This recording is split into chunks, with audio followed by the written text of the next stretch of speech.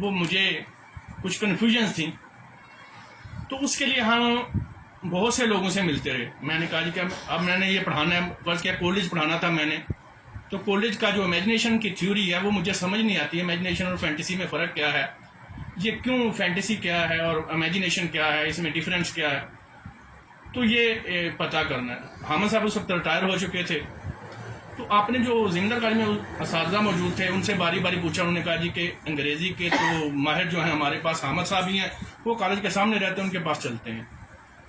تو ان کے پاس چلے گئے. میں، کابی صاحب، راشد بٹ صاحب، شیر رشید صاحب، 4-5 لوگ جن سے میں نے پہلے پوچھا، انہوں نے کہا ہمیں بھی نہیں آتا، تو حامد صاحب کے پاس چلتے ہیں.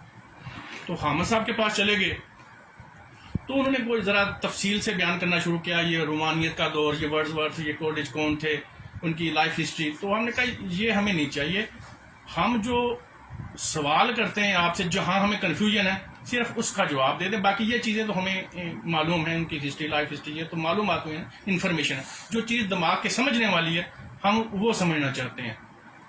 تو انہوں نے کہا بیٹا اس طرح نہیں ہوتا، میں اس طرح نہیں بتا سکتا، میں تو اسی طرح بتاتا ہوں. تو ہم وہاں سے مایوس ہو کے آگے کہ یہ تو بہت لمبی بات ہے، مجھے تو 2 دن بعد پڑھانا ہے یہ.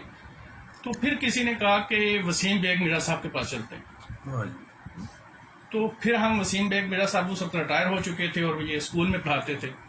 اس وقت میرا پہلا تعارف ان کے ساتھ ہوا. ہم ان کے پاس گئے، اپنا تعارف کروایا کہ یہ، تو وہ بڑی خوشی سے، بڑی مہمان نوازی کے ساتھ چائے بسکٹ وغیرہ کا، تو انہوں نے جو کچھ وہ بتا سکتے تھے انہیں ہمیں پہلی ملاقات میں کوئی انہوں نے ریفیوز نہیں کیا، کوئی انہوں نے بہانہ نہیں کیا، کوئی انہوں نے یہ نہیں کہا کہ کل بیٹا آنا. حالانکہ حامد صاحب نے ہمیں کوئی، ہمارے براہ راست استاد تھے، وہ مہینہ تو پہلے ویسے ہی لٹکاتے رہے، بیٹا کل آنا، پرسوں آنا، آج میں مصروف ہوں، آج یہ ہے. تو جیسے پہلے بھی کسی نے کہا کہ وہ اس طرح نہیں کرتے. تو بیگ صاحب نے پہلا تعارف پہلی بار زندگی میں ملے ہیں، تو انہیں بتایا، تو انہوں نے جو کچھ بھی وہ بتا سکتے تھے وہ ہمیں بتایا، ہمیں جو کچھ کام تھا وہ پورا کیا.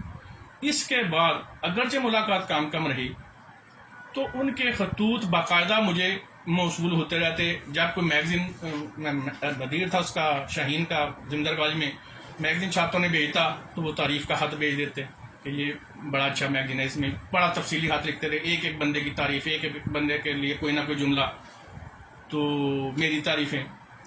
تو ہر میگزین کے لیے وہ جو بھی میں میگزین بھیجتا اس کے لیے وہ ضرور اس کا جواب دیتے تھے. جیسے احسان نے بتایا ان کی ایک کتاب دی انہوں نے، ضرور ان کا خط. تو شاید وہ جب میری کوئی کتاب میں نے انہیں کوئی پیش کی اس پر انہوں نے خط لکھا، کوئی اسی وقت تعریفی. حال کتاب تو بڑی دور کی بات ہے، کسی رسالے میں انہوں نے غزل پڑھ لی کہ یہ غزل چھپی ہے، تو انہوں نے اس کی جو ہے نا ایک رپورٹ، ایک کہ یہ میں نے آپ کی غزل پڑھی، اس میں یہ شعر پسند ہے، یہ بڑا اچھا، تو ایک تفصیلی خط لکھ دیتے تھے.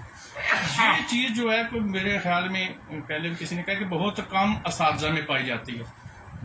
جو خاص طور پر معروف اساتذہ ہوتے ہیں وہ تو پہلے ہی بچے کو نالائق سمجھتے ہیں، وہ یہ فرض کر کے بیٹھے ہوتے ہیں کہ یہ نالائق ہیں، ان کی ہم نے کوئی حوصلہ شکنی کرنی ہے، انہیں قریب نہیں آنے دینا.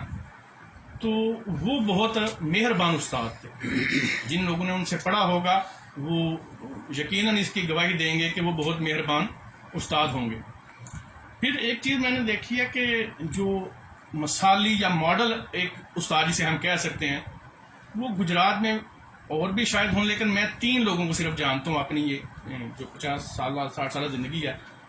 ایک ہمارے حامد صاحب تھے، انہیں دیکھ کر ہم کہہ سکتے تھے یہ استاد ہے.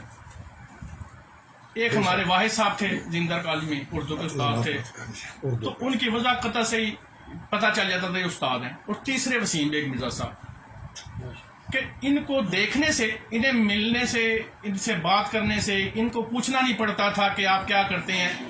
یہ اپنی وضاحت سے یا اپنے بول چال سے، اپنی جو رہن سہن سے، اپنی گفتگو سے ماڈل قسم کے استاد ہیں. ہمارے ایک دوست ہوتے تھے طارق محمد، اللہ تعالیٰ انہیں بھی مغفرت فرمائے، تو واحد صاحب کے بارے میں وہ کہتے تھے کہ یہ مثالی استاد ہے، اگر کسی کو بتانا پڑے نا استاد کیا ہوتا ہے تو ان کی تصویر دکھا دو. تو اسی طرح حامد صاحب، اسی طرح وسیم بیگ مرزا صاحب. ایک خاص سٹائل ہے، جیسے مرزا صاحب کا تھا کہ وہ 3 پیس پہنا ہوا ہے، کبھی جوتا ایسا نہیں ہوگا کہ پالش ہوا نہ ہو، کبھی وہ گندے نظر نہیں آئیں گے، کبھی وہ ایسا نہیں ہوگا شیو نہیں کی ہوئی، ہمیشہ صاف ستھرے، ویل ڈریسڈ، جوتا، کیپ، ہر چیز وہ مثالی استاد. جو استاد کا ایک تصور ہوتا ہے. ہمارے ایک پرنسپل تھے وہاں پنڈی میں, تو وہ کہا کرتے تھے کہ اللہ تعالیٰ نے ہمیں بڑی عزت دی ہوئی ہے کہ جس شخص کو ہم بتاتے ہیں کہ ہم استاد ہیں تو اس کے دل میں بغیر کوئی سوچے سمجھے ہمارے لیے احترام پیدا ہو جاتا ہے کہ یہ استاد ہے. اب اس کے بعد وہ احترام برقرار رکھنا یہ ہماری ان سے جو ڈیل ہے یا لین دین ہے یا گفتگو اس سے ثابت ہوگا. تو بے شمار استاد جو دنیا عزت کرنا بھی چاہتی ہے, لیکن جب وہ گفتگو کرتے ہیں, جب وہ کسی سے لین دین کرتے ہیں, جب وہ کسی سے بات چیت کرتے ہیں, تو وہ اپنا وہ جو امیج ہے وہ اس کا گراف نیچے آ جاتا ہے. یہ وہ استاد ہیں جنہیں میں مثالی استاد کہہ رہا ہوں کہ جن سے گفتگو کر کے ان کا درجہ بڑھ جاتا ہے. پہلے ہم ان کی شاید کم عزت کرتے ہوں کہ یہ استاد ہیں, لیکن جب ان سے گفتگو کرتے ہیں, جب ان سے ملتے ہیں, جب ان سے واسطہ پڑتا ہے, تو ہمارے دل میں استاد کی عزت بڑھتی چلی جاتی ہے. اور ایسے ہی لوگوں کی وجہ سے باقی استادوں کی عزت بھی بنی ہوئی ہے.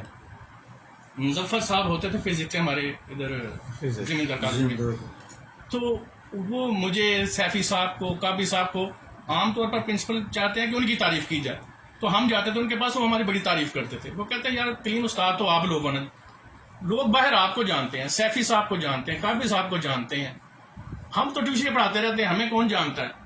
باہر جو استاد کی عزت ہے وہ آپ کی وجہ سے ہے.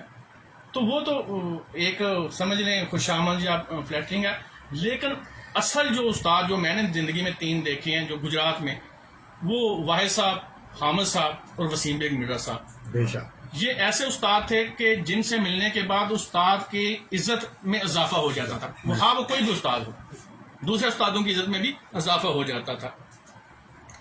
تو ان کے ساتھ ویسے جب سے تعارف ہوا, پھر ان کے بعد ہم جب مارکنگ کرتے تھے بورڈ کے پیپرز کی, تو وہاں وہ سپر چیکر کے طور پر آیا کرتے تھے. وہ انگریزی کے وہ جو ایک نظام ہے چیکنگ کا کہ ایک ایگزامنر چیک کرتا ہے, پھر جو ہیڈ ایگزامنر چیک کرتا ہے, تو ہیڈ ایگزامنر کا چیک کیا ہوا وسیم بیگ مرزا صاحب چیک کرنے آتے تھے. تو تھے وہ انگریزی کے استاد, لیکن وہ بیٹھتے ہمارے پاس آ کے تھے. کابی صاحب, میں بھی چیک کر رہا ہوتا تھا, میڈم سلمہ ہما ہوتی تھی, تو یہ وہ ہمارے پاس آ کے بیٹھتے تھے اور گفتگو وقت وہ ہمارے ساتھ زیادہ گزارتے تھے, اور چیک کر کے سائن کر کے ہمارے پاس آ کے بیٹھ جاتے تھے. تو جیسے ثاقب نے بھی بتایا کہ وہ بہت مہربان آدمی تھے, تو وہ اصل چیک جیسے اس کا نہیں کیا, تو وہ یہ بھی نہیں دیکھتے تھے کہ جو نیچے کسی نے چیک کیا وہ ٹھیک کیا کہ نہیں کیا, وہ سائن کر دیتے تھے. تو لوگ ان پر بڑے خوش ہوتے تھے کہ چلیں, ویسے جو جس نے چیک کیا وہ ڈر رہا ہوتا ہے کہ سپر چیکر آ گیا, اب یہ غلطیاں نکالے گا اور یہ ہم پکڑے جائیں گے, تو وہ بڑے مہربان وہ کر دیتے تھے. ان کے بعد کوئی اور سپر چیکر ایک دفعہ بدل کے آیا, تو ہمارے ایک دوست تھے, وہ نئے آئے تھے, تو ذرا تیز تھے. انہوں نے کسی خاتون سے کہا جی آپ وہاں لگی ہوئی ہیں لائن, میں آپ کے پیپر چیک کر دیتا ہوں, آپ ٹینشن نہ لیں, جلدی کرتا ہوں, میں کر دیتا ہوں. اس نے نہ آؤ دیکھا نہ تاؤ, نہ دیکھا کہ نمبر کتنے ہیں, سارے چیک کر کے تو وہ نمبر یہ نہیں میڈم ہو گئے ہیں آپ کے پیپر. لیکن جب سپر چیکر آیا تو وہ پکڑے گئے. وہ سارے کے سارے پیپر وہ غلط مارکنگ ہوئی, غلط نمبر لگے ہوئے ہیں, سوالوں کے نمبر ہی نہیں ٹھیک, سوال کوئی ہے, جواب کوئی ہے, نمبر کچھ ہیں. تو وہ بیچارے بین ہوگی وہ میڈم جن کے وہ پیپر تھے. تو تب لوگوں نے وسیم بیگ مرزا صاحب کو بڑا یاد کیا کہ یار انہوں نے تو کبھی پوچھا ہی نہیں تھا, وہ تو کبھی کہتے ہی کچھ نہیں تھے. تو یہ آگے صحیح سے چیک کرنے لگ گئے ہیں, یہ کہ یہ دکھائیں, یہ دکھائیں, یہ پیپر کے نمبر کو نوٹ کریں, یہ جمع تفریق کریں. تو بڑے مہربان, وہاں ان سے ملاقات ہوتی رہی. پھر یہاں بھی یہ میر صاحب کے پاس, تو میر صاحب